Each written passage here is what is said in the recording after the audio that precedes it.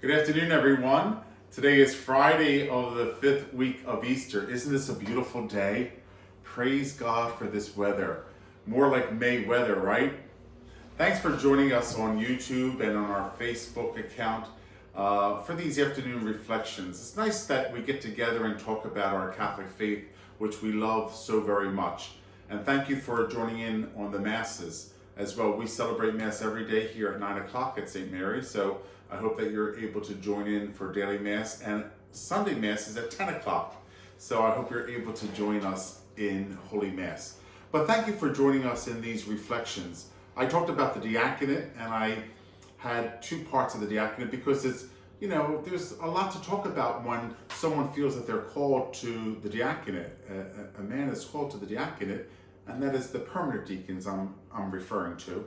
And then if a young man is interested or feel called to the priesthood and he wants to discern that in the seminary. So it's nice that we get to talk about those things. And yesterday I explained a lot to you about the preparation part of it, the things that they need to prepare themselves for the interview that they'll have with the admissions board, because that's all important. The transcript of grades, the letters of recommendation, the psychological report, the safe environment details, all of those things must be in order. And then, of course, a home visit to the house. The seminary will make a home visit to the house, and then, of course, the interview. All of those things help the admissions board to make a very good, prayerful, conscious decision whether if that young man is ready to enter into the seminary. Sometimes you need a little bit of time. Maybe you're not just right now. Maybe it's not the time. Maybe we need a little bit more time before you come in. You know why? Because if you came in, it would be overwhelming to you. Because everyone's different. I'm different from this priest when we first entered the seminary, how our minds work, where we were spiritually, emotionally, and then entering into that phase of our life of formation, of discernment. So everyone's different. So it's not like, okay, next, you knocked on the door so you could get in. No, that's not fair. It's not fair for the seminary, and the seminary should not and does not do that. Nor does the church teach that about those who are seminary formators. No, wait a minute, everybody. Get to know the young man before he makes that decision to enter. Not that because he's entering, he's going to be ordained eventually. And that's a realistic approach that we have to look at. And what I mean by that is, because you're accepted into the seminary, doesn't necessarily mean you're going to be ordained. See, that whole process is a discernment. We discern whether or not God is calling you to the priesthood. You discern whether or not God is calling you to the priesthood. That's why all of these avenues, school, apostolate. Remember I talked to you about the apostolate going out, the parish, the institution, the hospital, the nursing home. Your time home with friends helps you understand if this really is what God is calling me to. So just because you apply to the seminary or even enter the seminary does not mean you're going to be ordained after your time of formation there. So let's talk about how long does it take? Because I know that's what you're thinking. It's all different for every candidate. Yeah. Well, because, for instance, I just graduated high school, let's say. I just graduated high school and I'm applying to the seminary. And I'm getting all my ducks in order. Got my paperwork, got my interviews done, got my psychological report done, got all my safe environment checks done, background check, all that. Got my pastor's letter of recommendation, got my appointment to have the interview, and I am now entering the fall semester right after high school. Okay, that's a possibility. Then you have another guy who, after high school, he says, I'm going to go into college first. I want to just, and he does 2 years of college.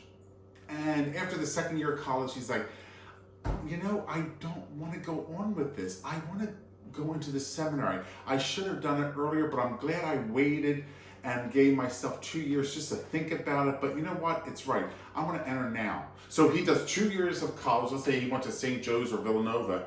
Now he's transferring in those 2 years. And then he's applying to the seminary. And he gets all his things finished and done, and he has the interview, and then he enters that fall. How about another guy? He's finished college. I just graduated St. Joe's. I got my bachelor's in communications. And you know what? This is not going away.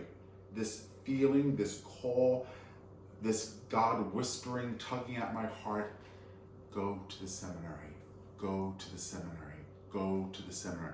So after I finished 4 years of St. Joe's or Villanova or wherever, I'm going to apply to the seminary. So he applies to the seminary. So far we have 3 different scenarios, right? That he's applying to the seminary. And then we have a person who, after high school, just works and thinks it's going to go away. If God wants you, it's not going to go away. I'm going to just tell you, if God wants you, it's not going to go away. So the guy, after high school, I'm going to get a job, I'm working, yeah, I'm making money, I'm doing this, I'm going out with my friends. But in the back of his head, he's like, I can't shake this. This whole feeling that I should enter the seminary. So here's the 4th scenario. And so he comes in and he applies. So when you say to me, or you say to any person who deals with seminarians or St. Charles Seminary, how long does it take? I always say, well, it depends. How old are you? Secondly, did you receive any kind of college degree? Have you been working? So all these scenarios, I want to know about that person, and so does the seminary want to know about that person. So when you are accepted, they'll place you according to the year of formation that you should be in and the academic year that you should be in. Because the bishops of the United States require 18 credits of philosophy before you go into theological studies. So right now, the way that our seminary is situated, I'll give you a snapshot view, okay? So right now, the way the seminary is situated is we have a college program. So our seminary has a college, just like St. Joe's is a college, just like Villanova is a college. We have a college, full-blown college, full-blown faculty. Then we have a full-blown master's program, graduate school. All there. College, graduate school at St. Charles. And then we have, in the middle of those 2 programs, college and graduate school, we have 2 years of what we call pre-theology. And that is the area in which you get immersed into seminary life. You just can't come from the outside and dip into it. This is because it's all different for you. So you get yourself immersed into it. You become part of this, we call it a spirituality year. It's a spirituality year. So you're looking at something that is very, very important to the formation of the candidate. The spiritual life, the philosophy, the college education, and the graduate work. So you're talking about 4 years, and then if you did not have any philosophy credits from an outside university, there would be those 18 credits in pre-theology before you enter into the graduate work. Because like I said, the bishops of the United States do not permit any candidate seminarian to enter into the graduate school of theology without at least 18 credits of philosophy. And then that spirituality year. It's like that year in which is a time of prayer, discernment, and retreat. And that happens maybe the first or the second year you enter the seminary, no matter where you fall in. So when you say to me, how long does it take? My answer is, well, it depends. It depends. Are you a high school graduate? Are you a college graduate? Have you done 2 years of college? How much philosophy did you take? Did you take any college at all? Or did you go to high school and then go out into the working world? So all that's part of it. And the seminary and their formation team then makes the recommendation, of course, whether or not that person is accepted. And then the academic dean has to figure out, and his job is to figure out where you are placed in the seminary, what year you're placed in. So I guess there is not really a definite timeline for every single, it's not a cookie cutter. It's like boop, boop. No, it's not a cookie cutter. So each one, so maybe one guy will say, hey, listen, I have 7 years to do. Another one will say, I have 10 years to do. Another one will say, I have 6 years to do. Because I didn't even talk to you about someone who was in the seminary, left, and transferred back in again. See, I'm giving you all these scenarios that you're just thinking like you just, hello, can I come in? No, it's all different scenarios. And when you think about it, you're like, you're right. You're absolutely right. I get it. I get it. It's not a cookie cutter. These are people. These are people that have college educations, that have a college education or credits, or maybe they were in the seminary before and are transferring back in again after they really had time. Or even the seminary. And I have to tell you this, sometimes the seminary will ask a candidate, we're going to ask you to step out of the seminary for a year or two and discern. And we'll make sure you're in connection with your formation advisor, your formator, and make sure you're still keeping with your spiritual director. You know that we still want you to meet with your spiritual director, and we still want you to meet with your formator, because we think that you do have a vocation, but we believe that you need to take some time out of the seminary to test those waters. So do you see what I mean? It's not an easy 1, 2, 3 cookie cutter program. These are real men that are discerning what God is asking them to do with their lives, whether or not they're going to be priest or not. But the interesting thing about all of this is that the seminary is a place of discernment. It's better that you go into the seminary to see than to say, no, I'm not going to do it. No, come in. We'll help you with the discernment process. We'll see if this is really what God wants you to be. Don't just dismiss it and say, no, I'm not going to do that. It's not worth it. I'm not going to do that. Then I'll come out, then I feel like I'm a failure. You're not a failure. What would be the sad thing is if you didn't even go in. That's the sad thing, to see if God is calling you to the priesthood or not. Because if you don't go in and you got married, and if it's not God's will, you're not going to be happy as a married person. Or if you remain single, you're not going to be happy as a single person. You're going to have that always in the back of your head. I should have went into the seminary to see, have the time of discernment if this is God's will. Okay, so let's roll around. I'm in the kitchen. I can talk all day long about this. I love all this stuff. So the young man is accepted. I don't know what year he's in. Remember, there's all these scenarios. They're all, that first day when they all come into the seminary, they're all coming in the black suits, the black tie, the white shirt. They're all coming in, but they're coming in from different avenues of background. High school graduate, college graduate, 2 years of college.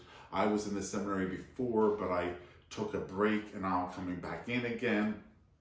I just was out in the workforce. So it's all that coming into the seminary. And they, of course, by this time, they already know what year they're in place, they're going into. They know that. The academic dean has already informed them before they even put a toe onto the campus. They know exactly what they're doing, okay? So they go in that first day and it's beautiful. Everyone's there to welcome them in the front lobby of the seminary. Beautiful. That seminary is beautiful. I love that seminary.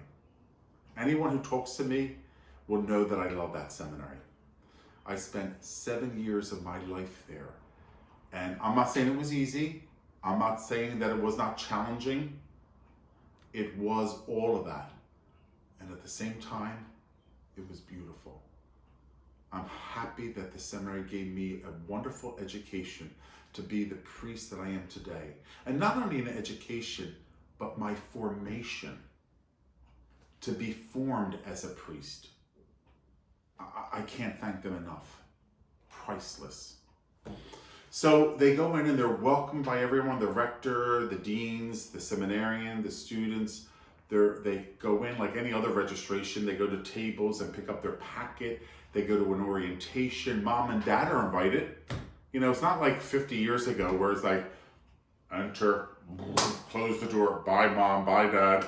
You know, it's now mom and dad are welcomed into the seminary.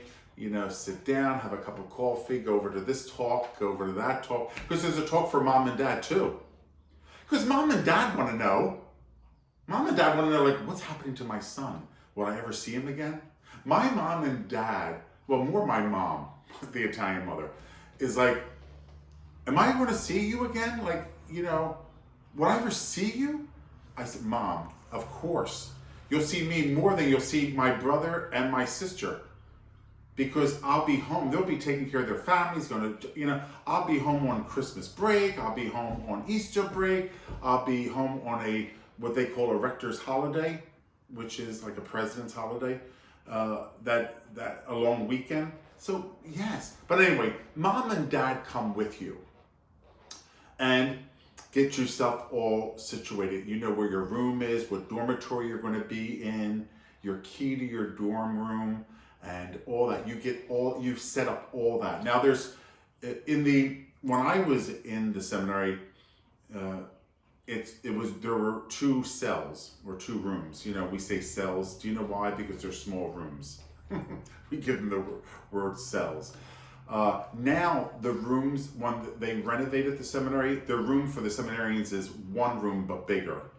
Like back in the day, it was you only get 1 room, and that would be a bed and a desk. Now, later when I was in, it was 2 small rooms, a sitting room where your desk and a chair, and then a bedroom with a bed and a bureau. So you had 2 rooms, but they were little rooms. They're like, that's what we call them, cells. And so you got that. Now, most of the dormitories on the college campus, remember we told you there's the college campus and the graduate campus or the theology campus. Most of the college dormitories have bigger rooms. No longer 2 cells, now 1 room. And they don't call them cells. And that's our nickname. And then the graduate school, 1 larger room. And I think maybe a little larger than the college, okay? So they go in there and they clean up, they wipe everything down. Now, the seminary does the preliminary stuff. Housekeeping makes sure it's wiped down.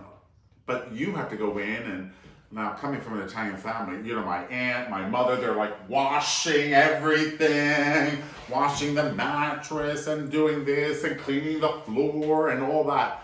So, you know, if we had more time, I would tell you some stories about even the cleaning of the rooms. So it was 2 cells I had. So my mother was in one, my aunt was in the other. I was around and I was helping and all that. My sister was there. my dad. So all that, and then you move in, you move all your stuff around, and you put things out, make it homey, like any other dormitory. And of course, the seminary has guidelines for that. They don't want you to like ruin the whole place. And every seminarian's taste is different. Like my taste is different from this seminarian's taste. So when you go in my room and you go in, just like a college, right?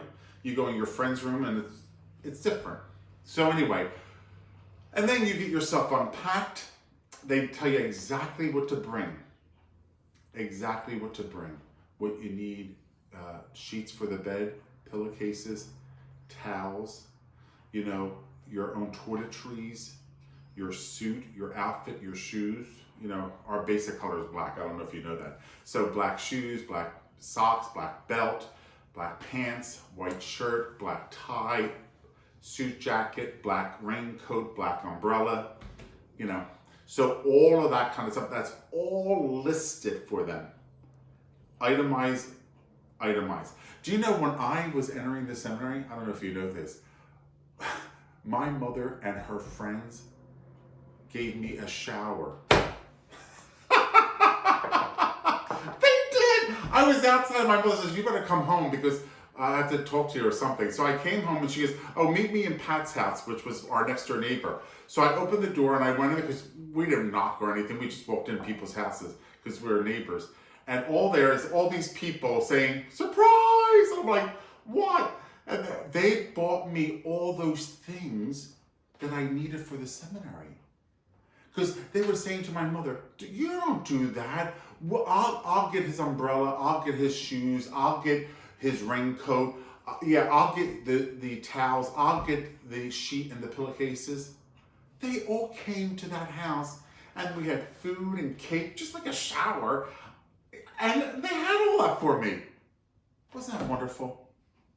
It was a culture that promoted vocations. A culture to promote vocations. And how everyone was congratulating me, happy for me, all that kind of stuff. So I just, when I think of those memories I had, like entering the seminary, going into the seminary, meeting new people and seminarians, just was unbelievable. Well, anyway, all that was done, and then our parents went to meetings and things like that during the course of the day. But I have to tell you, now I think it's different today, but at 5 o'clock, families were asked to leave. So we said goodbye, kissed, hugged, and all that. And I think they told them, I said, don't worry, your son will be home one weekend in October, and then Thanksgiving break, and then Christmas break. It's like, don't worry, you'll see him. So, especially for those moms and dads that were like teary-eyed, you know. So they all left, and then we were filed into the chapel for evening prayer and benediction. Now, I don't think it's that way now, because I think they invite the families for evening prayer and benediction. I do think that. But in my time, and this was back in 81, I don't think they were invited. I asked, they were like, because I think the seminary back then, they just wanted to get started. Like, you know, because you know what it is, like, we want to talk to you guys. I mean, your mom and dad are very nice, but we need to like focus on you. So I think they asked them, you know, bye mom, bye dad, let me talk to your son. So we went into chapel for evening prayer. Beautiful. Did you ever go into our chapel in the seminary? St. Martin's Chapel? Unbelievable. No chapel. When you think of a chapel, you think of like a little small room with an altar and a tabernacle. This was like a cathedral, right? It's the chapel, because a chapel is a church within a building, within another building. That's why it's called a chapel. St. Martin of Tours Chapel is called. Beautiful chapel. Well, anyway, we all went in there, and then the stalls or the pews are facing one another. Did you ever see them in the monastic life? And they're tiered. I hope I'm describing this so you get a visual. So you go down the center aisle, and it's not pews like this. It's pews on the sides going up. So you actually step up and go into the pews. So the pews are facing each other. The altar is down there, and this is the middle aisle. It's beautiful. We call them stalls. And as you know, there's a little pecking order. The top stall is the seniors, then the juniors, then the sophomores, and then the new men. And so you're assigned a seat, of course. So that'll be your place in chapel. And it's all, but I'm just telling you, when you're like new and you're looking at all this, you're like, oh my gosh, I can't believe this. So anyway, it's just beautiful, beautiful. And the music and the singing, unbelievable, unbelievable. So anyway, we go in there for evening prayer. And you're so happy because you're really like content. And they expose the Blessed Sacrament, and we kneel down and we sing the opening hymn. Do you know I remember it? I remember it. Jesus,